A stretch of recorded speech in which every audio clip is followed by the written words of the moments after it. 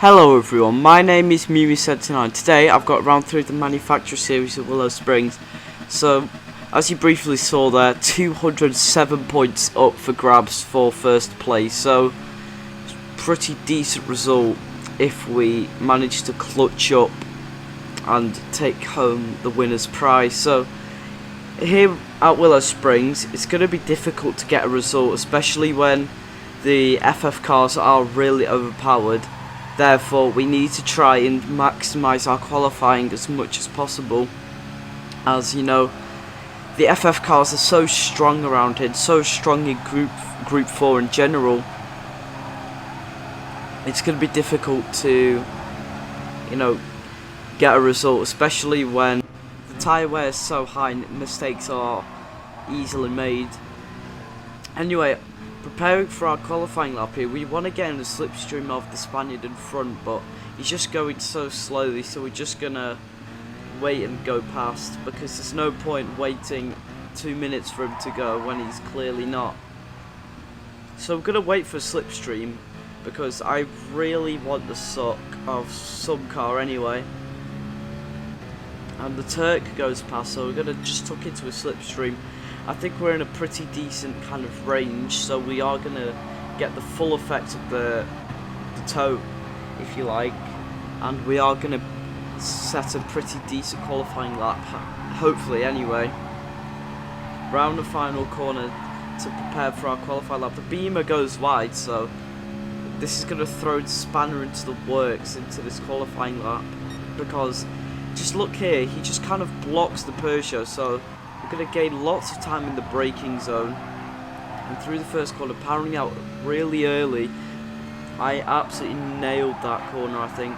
So through turn 2, there's not much the Peugeot can really do, because the BMW is just going to drift out wide. And now there's a really difficult situation for me, because I have to try and get past this BMW, because it's pretty clear that they are far slower. So I'm just going to tap him out wide, so back into slipstream with the Peugeot. Maybe not the greatest run, however we do still have the slipstream, so anything is possible. Anyway, onto the back straight. This is where a lot of time could be won or lost in the slipstream, upwards of 3 or 4 tenths if you nail kind of the distance, as the first kind of lap times have been set and the time to beat is a 17.1, so braking just at the 150 board as we are in the slipstream, powering out super early. And here we're going to just follow the Turk to the line, and it's going to be a 17.4, which honestly is kind of disappointing, because I know I could go quicker. So we're just going to go back out, and this is my actual qualifying lap, so braking just before the 50 board, powering out as soon as possible, because if you go on the power too early, then you will drift wide, so you've got to just nail when you go on the gas. So through the second corner, I don't know why I paused there, so through the rabbit in, nice and smooth with actually purple on the optimum lap time. And now it's going to be down to whether we can nail this middle sector. On the power really early, maybe could have gone a little bit earlier, but again, when you're driving, it's a lot of pressure to get on the power as early as possible, as you're kind of thinking in your head as you're doing the lap, I don't want to mess this up, especially when so much is on like 3 tenths up there, so maybe we could sneak a top 3 in, but it's going to be tricky. So through the final corner, braking halfway between the 150 and 100 board, so through the final corner, a bit of a lift there because I was going to run wide. So to the line, it's going to be what I think is a 17.3, and that's going to put us in P4, which puts us in a pretty decent position for the race, and that's certainly far higher than I was expecting, especially in a car with such poor 1 lap pace. So anyway, revving out the engine before the start, because fuel is not a worry in this one. So just got to be careful that you do not short shift or fuel save, because you do not need to. So anyway, going to start the race. The Honda NSX in front of us is going to be a car to watch out for in this one, especially when, you know, it is a pretty decent car, but he runs wide immediately, so this is not a good start. He's probably already out of the slipstream range, so we've got to try and drop him as quickly as possible. Go into the outside to try and make him go out wide, but we're going to go to the left and we're just going to take him in down the inside and into third place. So now our kind of job is to catch up with the cars in front and get in their slipstream, especially when they're leaders in an FF car, so the tyre wear on that thing is going to be absolutely insane. Anyway, coming out of turn 5 and through turn 6, it's going to be really important, more than on any other track really, to not make any mistakes, because on most tracks, if you run wide, oh, that's tarmac, you'll be fine, maybe lose a couple of tenths, not much more. But at this track, if you go wide, oh, you are absolutely fried. There is no coming back from it. You might as well write your will right there. So there's the Honda behind us, and we're just going to stick to the right hand side. Go to the inside to try and cover off an inside attack, but it just doesn't work, and he stays behind. So just running out wide a little bit then, that's going to lose us about half a tenth or so. So through turn 2, I can't really get this corner right at all. It's just the worst corner on the circuit for me. Every other corner is fine, it's just that pesky corner.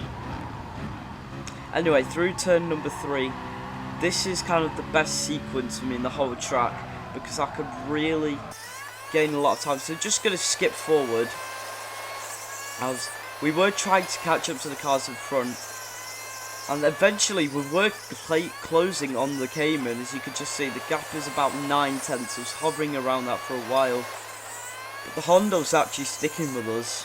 I thought he would just kind of drop off. So at the end of lap 4, he is closer than ever before, and he's just going to stick behind. And here it's really crucial that we try to avoid losing as little time as possible. So through the final corner, get on the power as early as possible, but here I don't want to fight this, so I'm just going to kind of back out here, because I don't want to battle. I know he's quicker, so maybe if I could tuck in his slipstream, I could maybe gain a bit of time on the leaders as well. Sticking in 5th gear there, which is the slowest thing to do, as you lose a lot of exit speed. So anyway, round turn number 2 once more. It's going to be really important that we don't go wide onto the sand on the left hand side through the whole race, otherwise you will lose a lot of time. Anyway, through the left-right sequence, this is so much fun, because you flick the car left and then you have to kind of get the car to turn right, and it's just a really fun sequence for me. And then the downhill left-hander as well with the mini dip is quite good as well. Really hard to nail though, because if you get on the power too early, you will lose a lot of time, more than anywhere else on the circuit apart from the final corner. Anyway, we've got the slipstream on the Honda here, and we're going to brake really late and almost run wide. I say almost. You can literally see the brake marker boards no more than 2 meters away from my car. So we've got the slipstream off the Honda here, and it's going to be super important that we don't kind of drop off, because we need to catch up to the cars in front, especially when the FF car's been overtaken and dropped by the Porsche. Anyway, through turn number 2, again, just getting on the power a bit too early, and that's going to lose us a lot of time. I have no idea how everyone else could get that corner right apart from me. Maybe it's just the Citroen, but I'm not convinced. So through turn number 3, 4 and 5, get on the power as soon as possible. The gap's about 8 tenths to the car in front, but it's just not going to be enough. He's got the slipstream now. So it's going to be crucial that we clear this FF car as soon as possible, because I am going to box on this lap as my mediums are shot. So through the final corner, we have gained a lot of time. I'm pretty sure the German made a strategical mistake here because he stayed way too long on those medium tyres. So we're going to come into the pits now for a set of hard tyres. And it's going to be crucial that we come out in front of traffic. And are we going to do so? Yes, we are. So thankfully we don't have to do any overtaking just yet. As if we did, then that would lose us more time to the leaders than we already need to.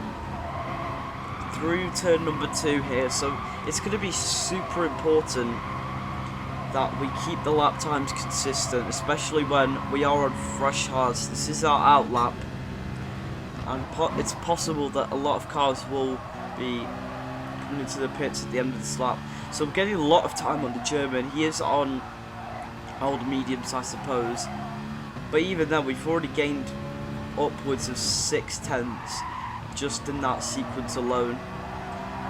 So it's over a second now we've gained just in that sequence of 4 corners.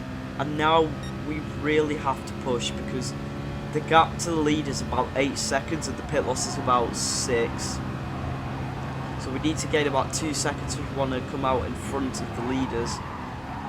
And they are both going to go to the pits, so it's really a case of trying to not make any mistakes as we try to catch them up. And here we do come out in front of the German, crucially, or the German in the Scirocco anyway, as there is a German in the lead in the Porsche. And we're just going to skip forward here as the German actually caught up with us. Pretty sure he was on mediums as well for this next stint, as he was gaining a lot of time. So through the final corner, brake just after the 150 point, and look how much time he gains. He gained about 4/10 there in that one corner, or that one braking zone. So we're going to stick to the inside, and he's going to go to the right, but we are just going to make his life just that ever bit more difficult. And through the first corner, again, sticking in 5th gear, not the greatest thing to do. It's kind of like, you know, using a used condom, if you can make that analogy. Through turn 2, the rabbit here, probably by far the hardest corner on the circuit because it is so difficult to get right, and we're just going to let the German through. There's no point battling, especially when he's on the quicker tyres. Although, that being said, it is quite hypocritical of me when I tried to fight it into turn 1. I should have just let him go. That way we wouldn't have lost more time. But he goes wide, and the lead has actually made a mistake here. So we are going to jump up into 3rd place. We're just going to have to go to the left there because I was a bit scared that we were going to smack right into the back of him. We're just on the inside of the German, but we're just going to lift off, as I don't want to go side by side into the final corner, which isn't the greatest overtaking kind of opportunity. So backing off into the final corner to get the maximum exit speed, but we're going to go to the pits anyway to slap on a fresh set of cheese tyres, as I like to call it. So hopefully we don't come out in traffic, especially when we are on fresh tyres, but sadly we just come out behind the Turk, who we were actually following in qualifying. But his tyres will be absolutely shot, so hopefully we will clear him as quickly as possible. Through the rabbits here, we are gaining so much time, it's not even funny. Look at that, we actually hit him because he's going so slowly. But thankfully he just decides to let us go because there's no point really going for that. And now we've set our sights on the Brit in the Honda once more, who's actually the same Brit who actually bottled it. So he's lost about 10 seconds, including the penalty, so not the greatest kind of 2 laps for him, especially when we're only 8.5 tenths away from him, and the Citroen is better in a straight line than the Honda.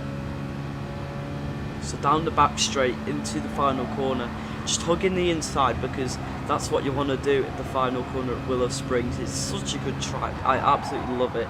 It's really old school though, with the way that it's got very little tarmac runoff, if at all none. Now we're just about not in the slipstream range, but we are going to get in it soon, which can also be used as a reference to something else. But anyway, through the first corner, nice and early on the power. The gap's about 7.5 seconds to the leader.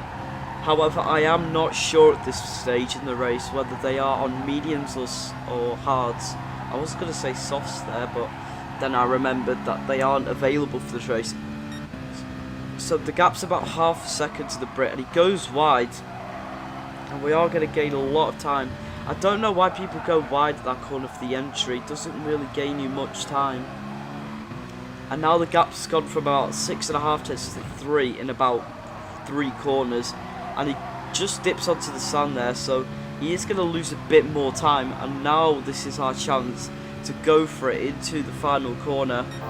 We've got the slipstream, a 10th up on the purple time, but thankfully he's just going to let us go because he knows, I'm pretty sure, that he is slower at this stage in the race.